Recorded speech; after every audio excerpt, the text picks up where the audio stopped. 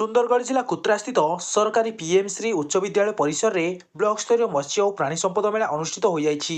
विकास चंद्र सेठी संयोजना क्रमे अनुष्ठित उक्त सभार कुत्रा ब्लॉक समस्त ग्राम पंचायत अंतर्गत 320 रु अधिक मत्स्यजीवी एवं प्राणीपालक तथा स्वयं सहायक गोष्ठी दलर माँ माने अंशग्रहण करथिले।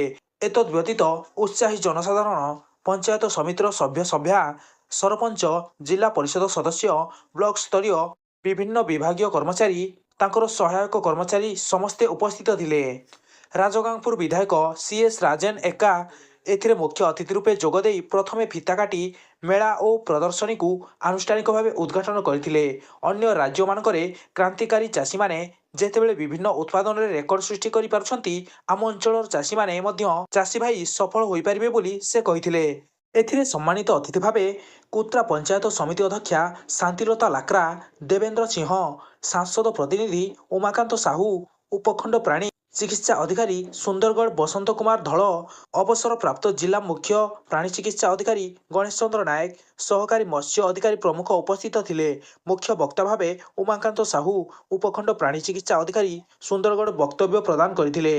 ଏହି କାର୍ଯ୍ୟକ୍ରମରେ କୁତ୍ରା ବ୍ଲକର 4 ଜଣ ଅଗ୍ରଣୀ ମତ୍ସ୍ୟ ଚାଷୀ ଏବଂ 4 ଜଣ ପ୍ରାଣୀପାଳକ ଏବଂ ମୁଖ୍ୟମନ୍ତ୍ରୀ କାମଧେନୁ ଯୋଜନାର 2 ଜଣ ଚାଷୀଙ୍କୁ ସମ୍ବର୍ଦ୍ଧିତ ଓ ପୁରସ୍କୃତ କରାଯାଇଥିଲା। ଏହି ଅବସରରେ ଆୟୋଜିତ କୃଷକ ବିଶେଷଜ୍ଞ ଆଲୋଚନା ଚକ୍ର ଅନୁଷ୍ଠିତ ହୋଇଥିଲା। ଏଥିରେ ଚାଷୀଙ୍କୁ ମତ୍ସ୍ୟ ଚାଷ ଓ ପ୍ରାଣୀପାଳନ ସମ୍ପର୍କିତ ବିଭିନ୍ନ ଉପାଦେୟ ତଥ୍ୟ ପ୍ରଦାନ କରାଯାଇଥିଲା। ସଭା ମଧ୍ୟରେ ଜୟମା ପଦ୍ମାବତୀ ପାଲା ଗ୍ରୁପ ଦ୍ୱାରା ସାଂସ୍କୃତିକ କାର୍ଯ୍ୟକ୍ରମ ମାଧ୍ୟମରେ ସରକାରୀ ଯୋଜନା ସମୂହର ପ୍ରଚାର କରାଯାଇଥିଲା। ଏହି କାର୍ଯ୍ୟକ୍ରମର ମୁଖ୍ୟ ଉଦ୍ଦେଶ୍ୟ ହେଉଛି प्राणीपालन और मत्स्य चाष उत्पादन वृद्धि करने, तृणमूल स्तर में ग्रामीण अर्थनीतिर विकास करने, मत्स्य चाष माध्यम स्वावलंबी चाषी तथा उद्योगी सृष्टि करने, जिलार सबु प्राणी संपद को निरोग एवं निरामय रखा। सुंदरगढ़ कुत्रारू देवेंद्र पुरोहित रिपोर्ट, विप्लवी परिक्रमा। आम चैनल को जदि सब्सक्राइब करना दयाकोरी सब्सक्राइब कर दियंतु।